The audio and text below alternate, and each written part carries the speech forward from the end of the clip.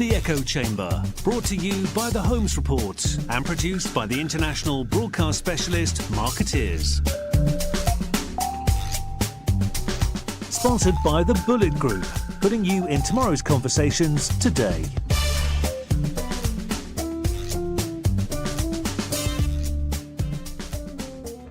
Hello everyone and welcome to the Echo Chamber. I'm Maja Pawinska Sims, the Holmes Report's editor for EMEA, and I'm here with Joanne Robertson, the Chief Executive of Ketchum in London. Joanne, welcome. Thank you.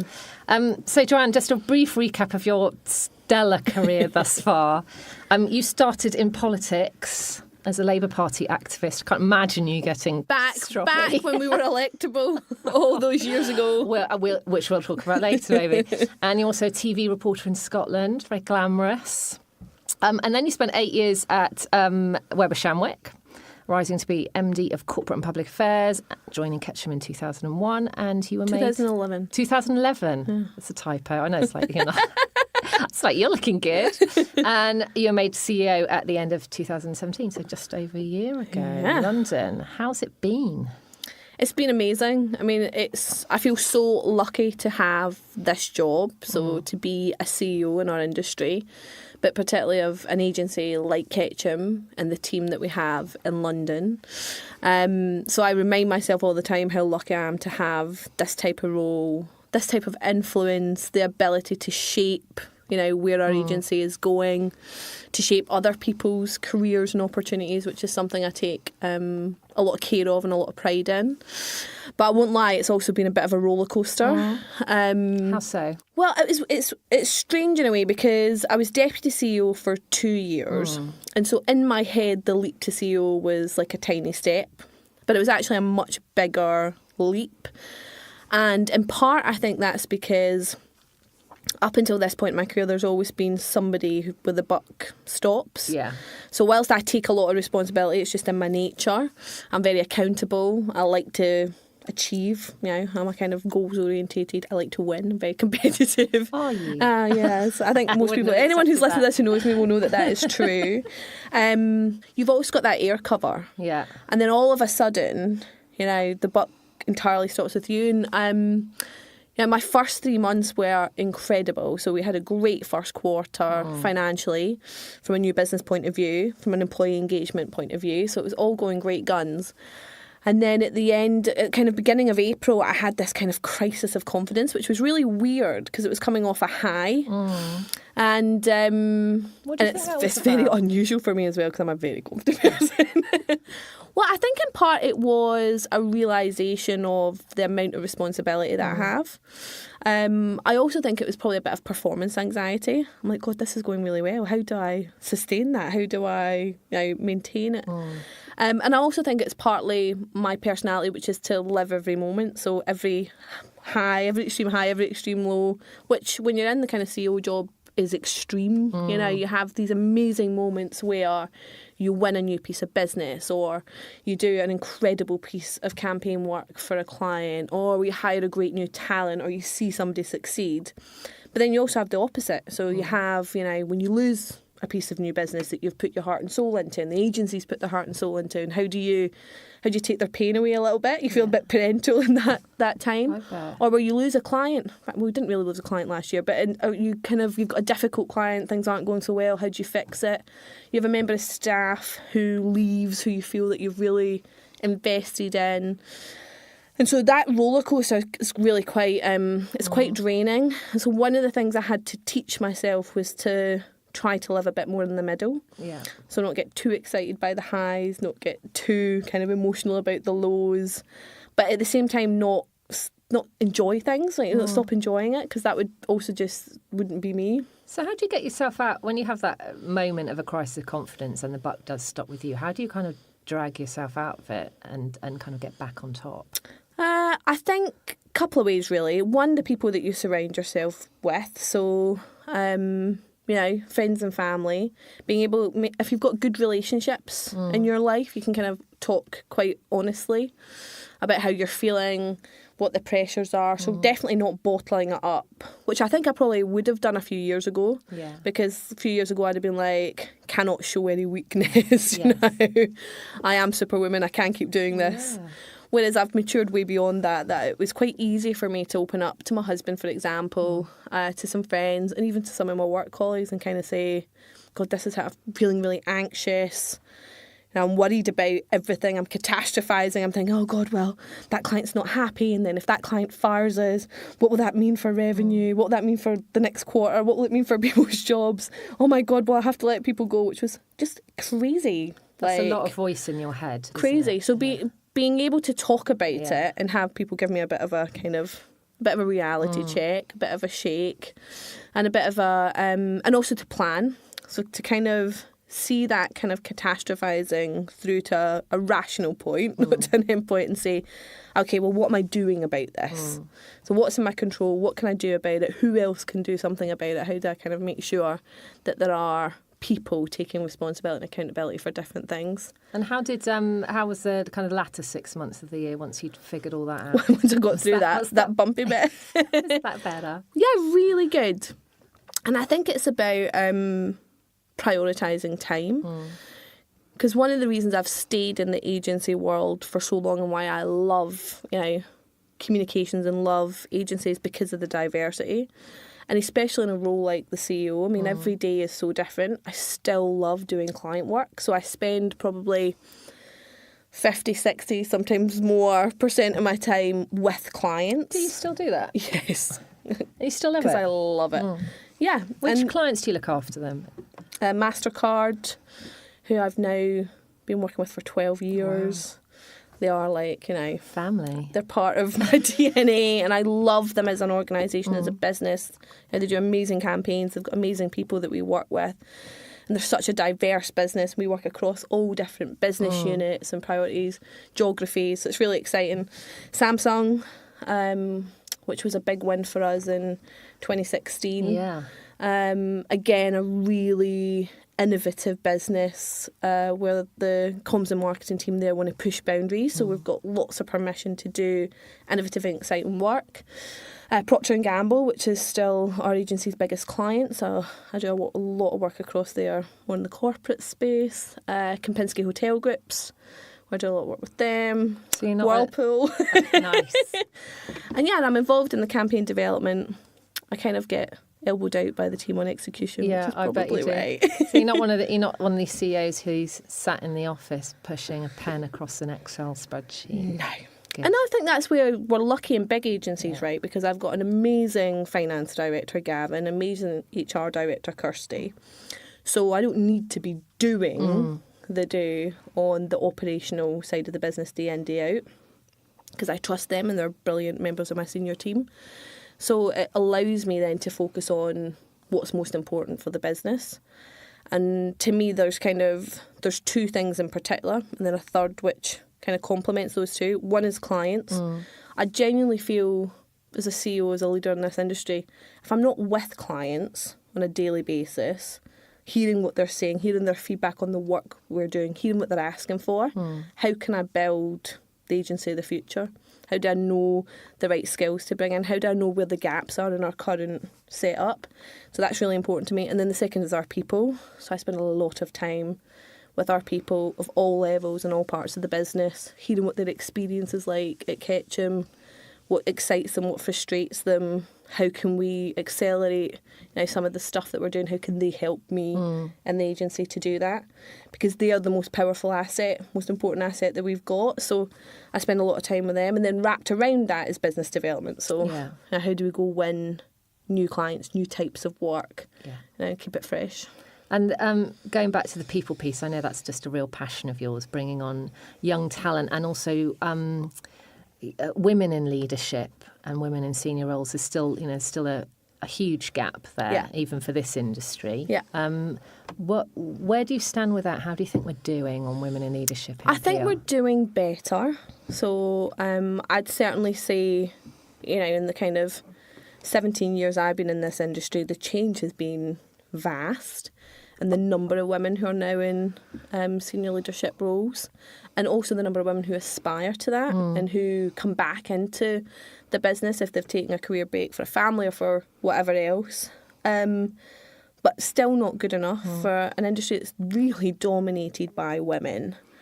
When you look at you look at the number of female CEOs in the UK. Yeah, well, it's a handful, isn't it? Yeah. And when you look at things like the gender pay gap, now our industry's gender pay gap is above the national average. So stuff like that where we are lagging. I'm a member of the Women in PR committee, so we're working really hard through that to try and inspire, encourage, support, women who are trying to break through into those leadership roles to do it. And it's hard.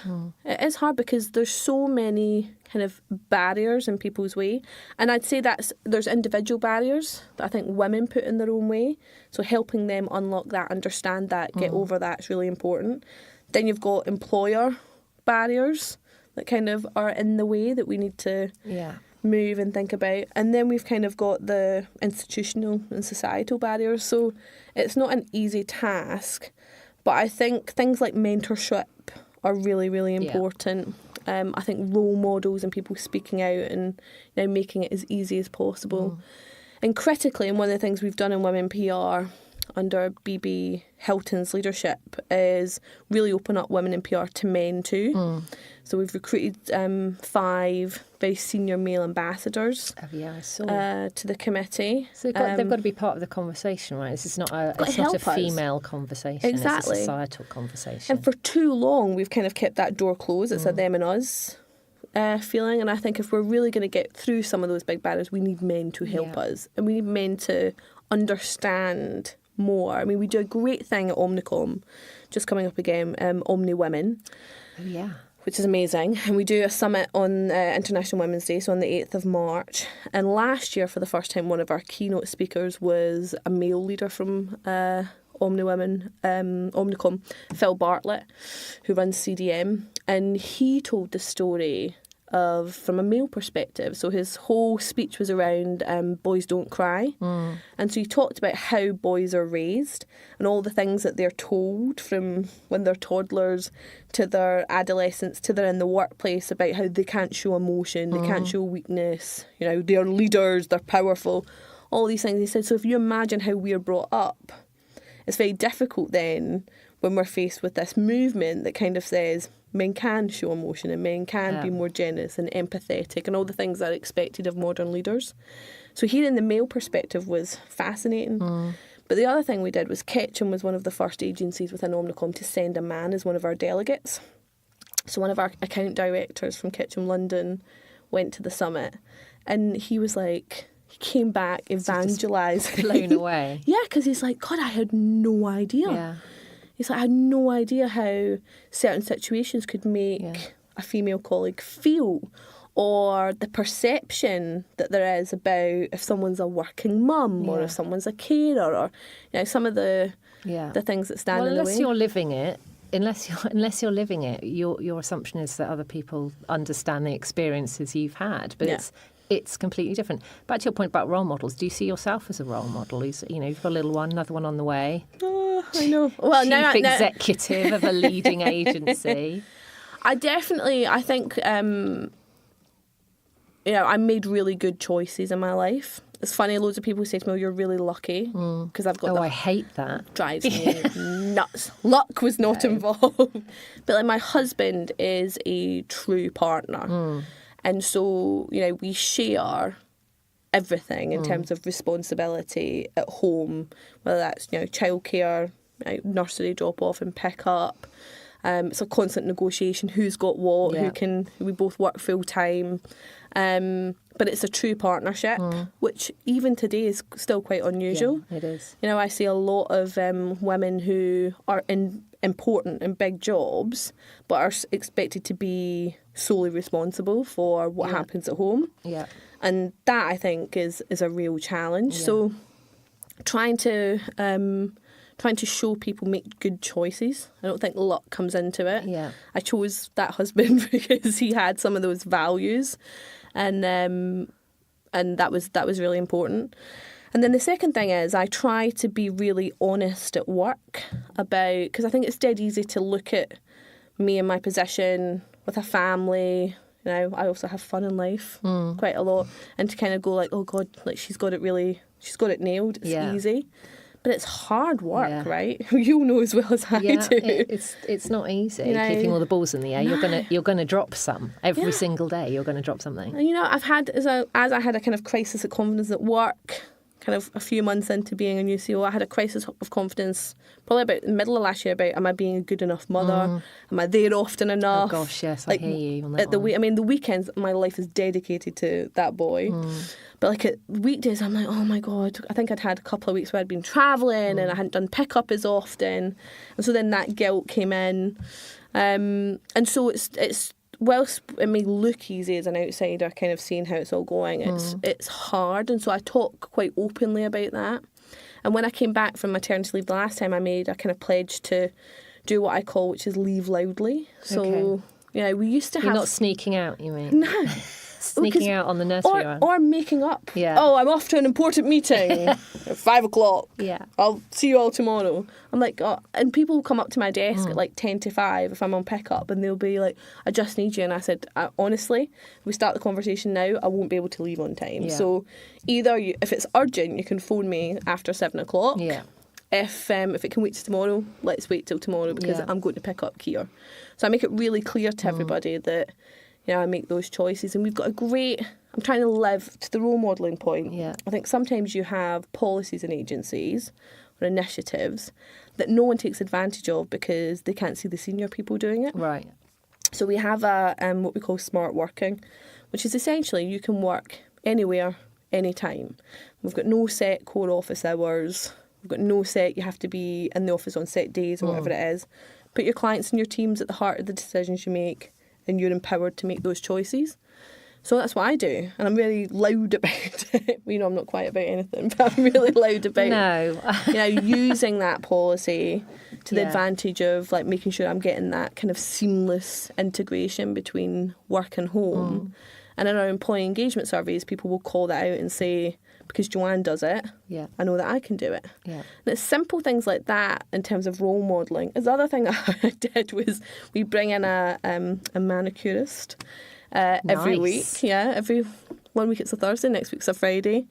And in the first couple of weeks that they were coming in, I went and got my nails done. Yeah. Again, just to give people permission to sit down for like 20, 30 minutes in the day. Yeah. And it's right in the middle of the office. And everyone was like, well, if Joanne can do it, then we can all do it. It gives everyone permission. It's kind of tiny things like that I try to do. And what about other bits of diversity? I know you're very involved with what's the charity you're involved with?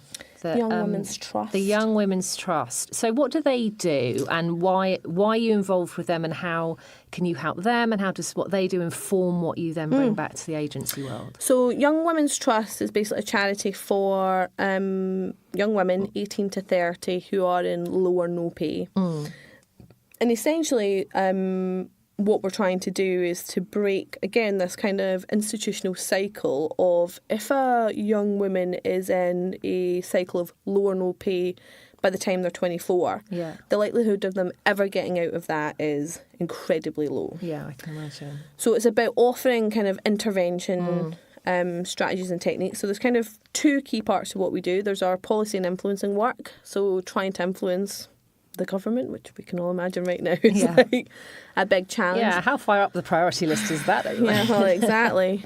But on things like equal minimum wage for people of all ages, why we have a different minimum wage for people who are like 18 versus people who are 38 defies logic to me. Yeah, absolutely. So campaigning on things like that, which would have a disproportionate positive impact on young women. Things like transparent pay, so trying to get organisations to see how much a job's worth, so that, because again, women are disproportionately disadvantaged, because if it says competitive, given that women are traditionally on lower pays anyway, if the employer can get away with paying them less, they will. So stuff like that that's kind of built into employer behaviours or government legislation. But then the thing that I'm kind of really most proud of is our services work. So we have a whole service called Work It Out, which essentially is we give young women 6 coaching sessions.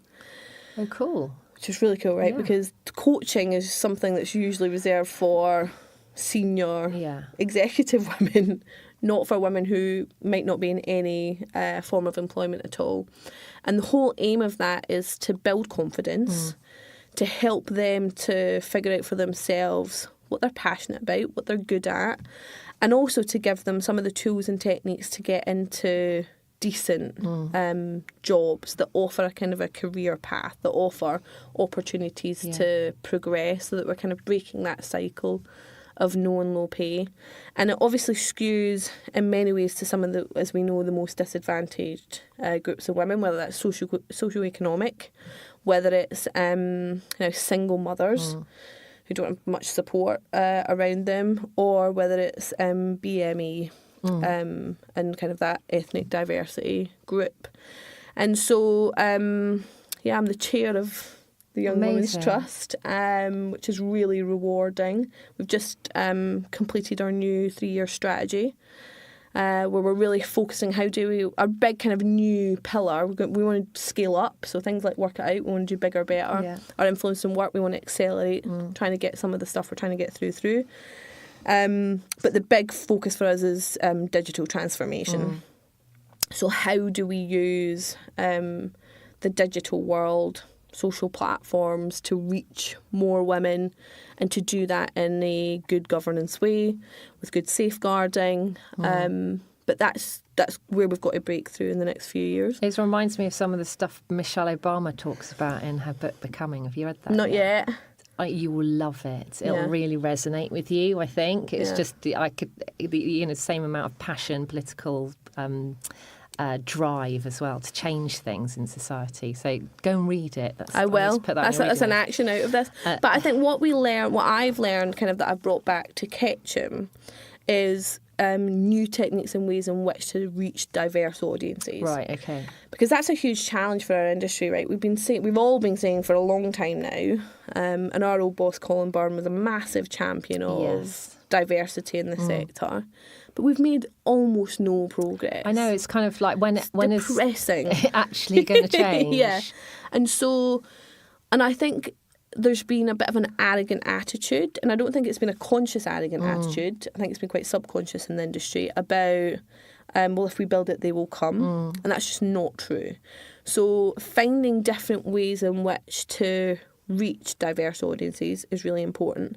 But even more critical is giving them once you've found them, which is hard enough, and got them part of your recruitment process, how do you convince them that your organisation is somewhere where they can be themselves, where they can belong, where there's other people like them within the organisation, and that's really, really hard. So you avoid tokenism. Yeah, because that's not helping totally anyone. Pointless. And so I think what Elizabeth Bananuka is doing with BME PR Pros is really powerful. She's doing a cracking job there, isn't she? Really amazing job. And I'm a huge supporter and fan of hers. And I've met some amazing talent through that organisation that I would never have been able to find on my own. So that's amazing. And then I'm a big supporter of the Taylor Bennett Foundation. And we've got a lot of our entry-level candidates come through that programme. Huge high quality. We put a lot of effort into impressing them when they do their agency tours, so that Ketchum's one of their choices. But Elizabeth's challenge to all of us that are in leadership positions is it's not just about filling from the bottom. Yeah, there are loads of senior ethnic diversity, socioeconomic diversity, all the different boxes we're trying to improve out there. So when you're recruiting for senior positions, you need to be more focused and more targeted and more determined. So that's certainly what I'm trying to do. And why is this important? Why is socioeconomic diversity and all types of diversity important? It's not just because it's a good thing to do and it's the right thing to do. It's good for business. So talk to me about that. Talk to me about why it's good for business, why it's good for creativity, why it's particularly good for a creative industry to be diverse in all ways. Yeah, well, because 99 times of 100, the audience that we're trying to reach isn't just white, middle class and from the southeast of London. No, are they not?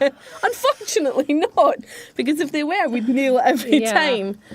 And so what you find is, what's really interesting is when you bring talent in, whether it is people from a a different or a lower socioeconomic background, whether it's people from an ethnic background, whether it's people who are geographically diverse, you get different ideas and different perspectives and different challenges. And so, I think if you look at the campaigns that the majority of agencies run, and I'll put my hands up, we're quite guilty of this too, they're very London metropolitan centric in their tone and how they, who they're trying to reach, etc. But actually, a lot of the kind of influence and buying power is outside of London. Yeah. And so changing that perspective is really, really important. And then from if you look at, I think your business should reflect the community in which you live and operate. Now, given London is now the majority from an ethnic diversity makeup, how the hell are our London agencies all still dominated by white people? I mean, it's there's a complete disconnect there. And again, it makes our work better because these are people who are living and breathing, the city, the life, everything that we're trying to understand. I mean, a great example as well was, just the difference in age groups. We had a client who wanted us, as most clients, everyone listening to this will be like, oh yeah, most clients are asking for that right now, campaign for Gen Z. And no, nobody's talking about millennials anymore. They're just too old and dull. Millennials are dead to the PR industry. But we ran a brainstorm where the majority of people we brought to it were Gen Z. And it was really interesting. The person running the brainstorm was not, and was making some assumptions. And it was really interesting when she said, a comment was made about how young people don't like their parents, like their parents aren't cool. Like once you get to that kind of late teen, early 20s, like you keep your parents at a distance. And like the Gen Zs were like, oh, like, we don't know what you're talking about. Like Really? Our parents are like the coolest people in our lives. Like, we're really proud of our parents. People like us, though, right? It was, and I was like, well, that makes sense. But you know what I mean? I think that's fascinating because our generation, did have that relationship with our parents. Everybody typically went through that period where you were ashamed of your parents. They weren't funny. You didn't want your friends to see them, all that sort of stuff. Yeah. With this new generation, I mean, their parents are like their best pals. They're really proud of them. They want to show them off. So it's complete.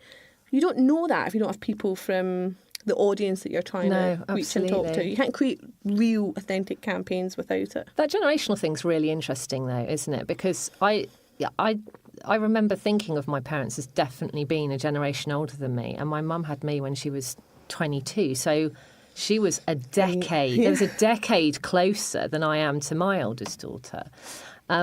And yet I have loads in common. Well, we listen to the same music. That's so nice. We talk about the same stuff. I'm really into technology and I pay attention to what they're into. And it's, I think that kind of paying attention to what, not dismissing young people and not just seeing them as target audiences as well, really trying to understand them, getting under the skin of them. It's really important, isn't it? I think it's more important than ever, especially because...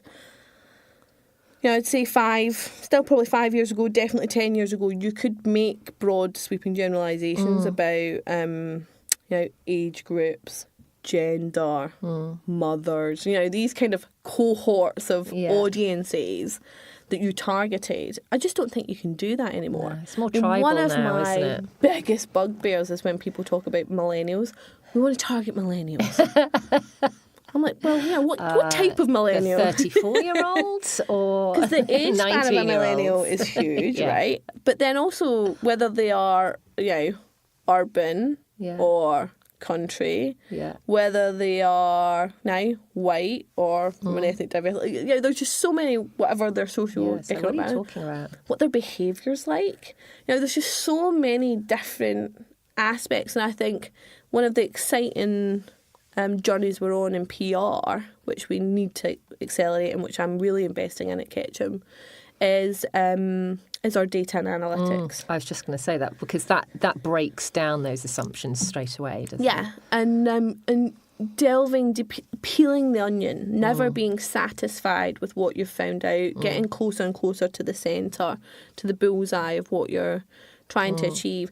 not only makes your campaign better, stronger, your creative better, stronger, but it also means you're better able to actually measure how successful you're being, course correct, diversify and change.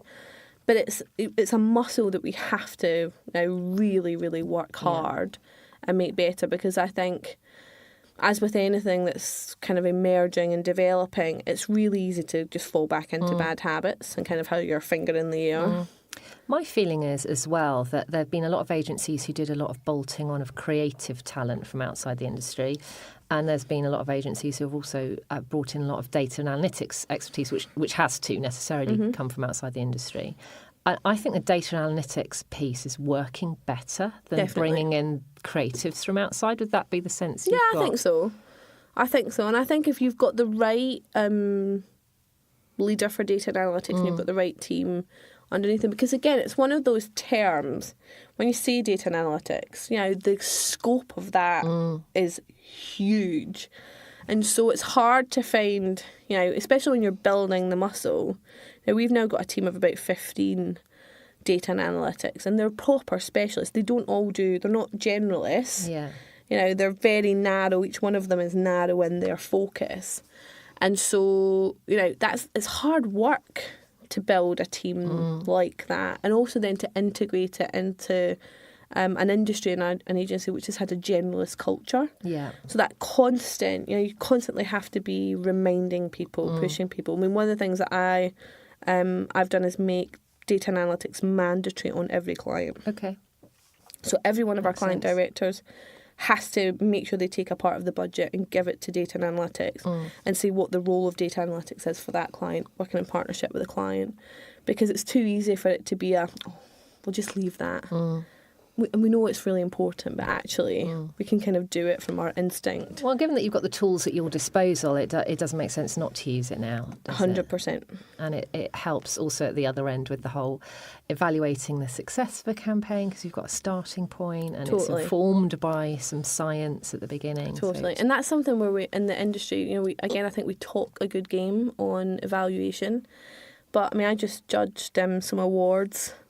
And everyone's evaluation is like the number of media hits that they got. Yeah, still a lot of numbers, the positive sentiment that they got. And you sat there thinking, God, is this still how we're proving our value as a driver of growth for businesses? Because that's essentially what we have to be. Yeah. We're not just a nice to have. We should be helping businesses to grow and thrive and really make a connection in a relationship with whichever audience it is that's important to them. Do you think the PR industry's ever going to nail that? We've got to. The whole thing of proving that you move the bottom line for businesses. Yeah. It's critical, isn't it? Totally.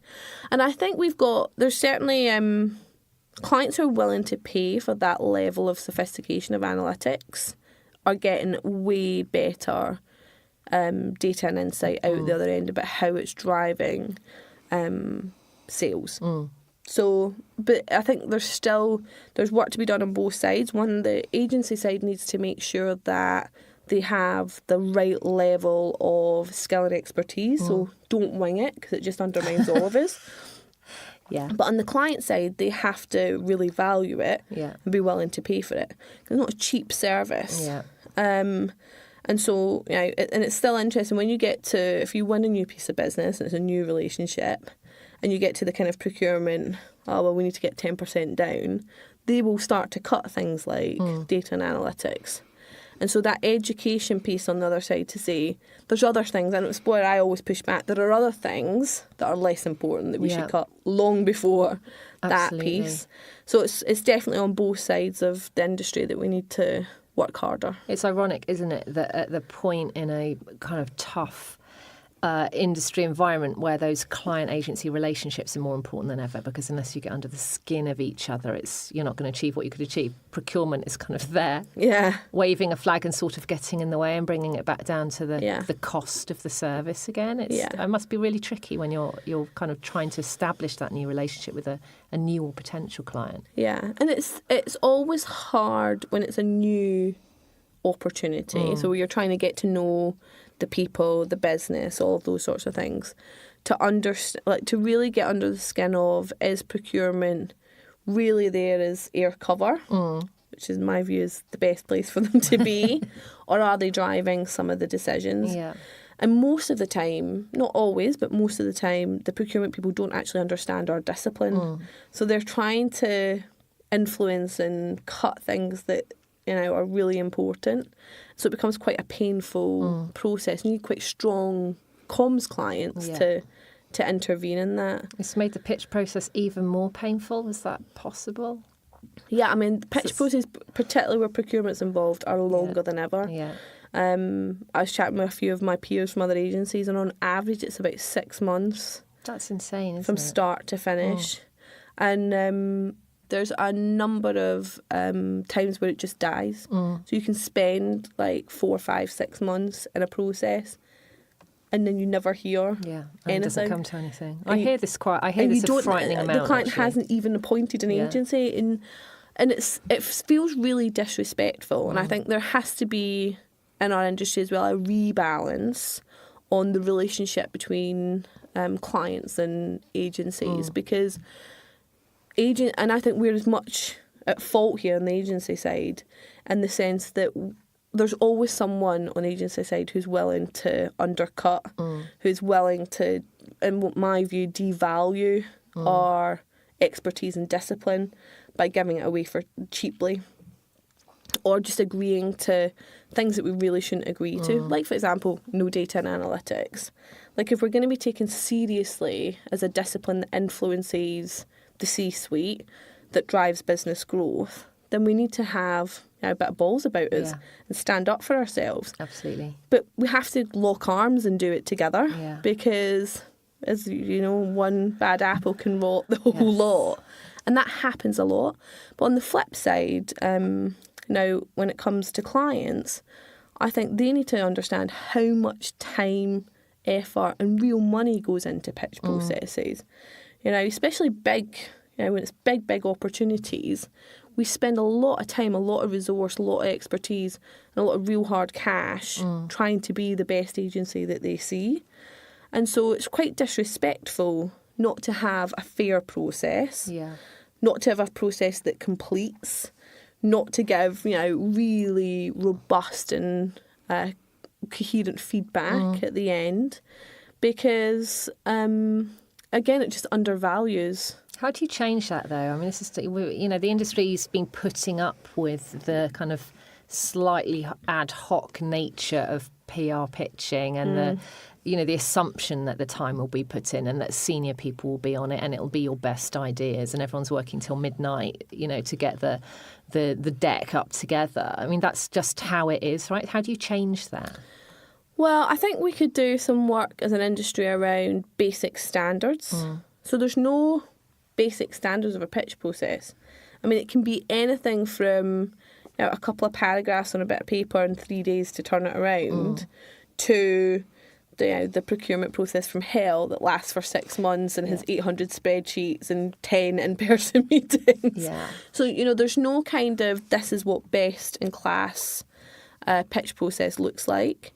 We've talked a lot in the industry about trademarking ideas. There's been some horror stories, even recently, about people pitching business and then the clients taking the ideas and just running with them.